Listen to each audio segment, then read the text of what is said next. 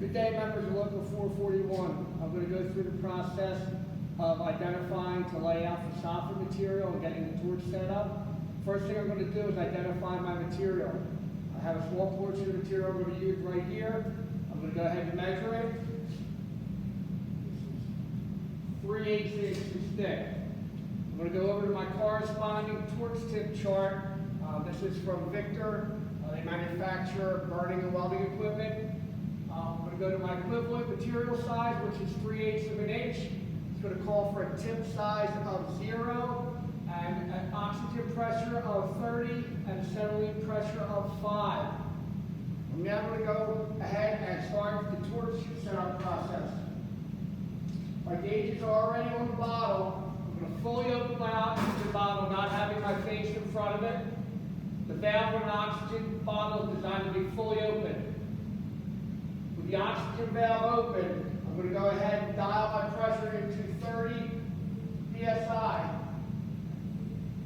So go to the low pressure side. The high pressure side of a brand new bottle should measure approximately 2400 psi. The low pressure I just dialed into 30. I'm going to go ahead and turn my oxygen off. I'm going to go to my acetylene bottle. I'm going to open it until it just registers on the high pressure side. The acetylene bottle should have approximately 250 pounds if it's full. Again, you only open this until it registers on the high pressure side. With the acetylene valve open, I'm going to go ahead and dial my pressure and turn my gauge to 5.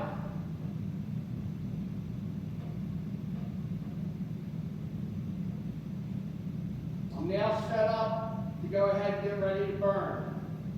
Turn my acetylene valve off.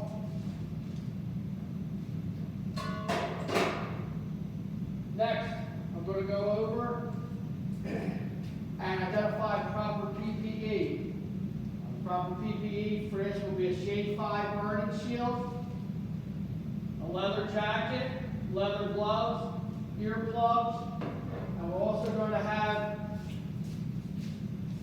safety glasses put on over top of my regular glasses when I get going.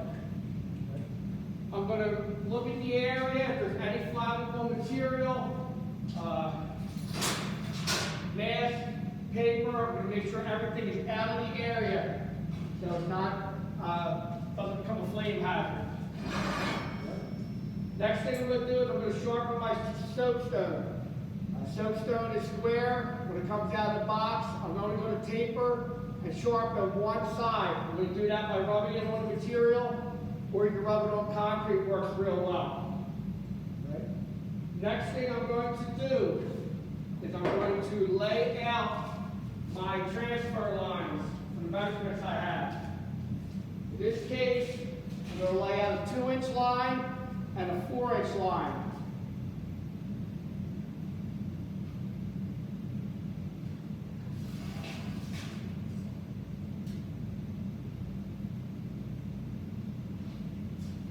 I'm going to use my chalk box to go ahead and transfer that line over a long distance. We're going to pull through. We're going to hold it.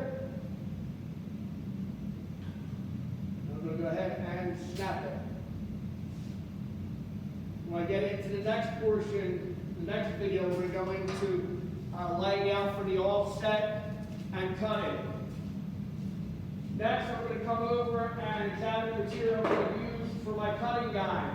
I want something with a little bit of mass to it. I don't want to use a thinner material because heat input will cause this to distort, overuse, and you will no longer have a straight guide. It'll become warped and you won't be able to cut a straight line. And the last thing I'm going to do is, on my cutting guide, before I even start using it, I'm going to write hot on it. So that if I'm using this to make any type of cut, someone doesn't come over with the proper PPE after I'm done, grab it to move it, and burn themselves. Thank you, folks.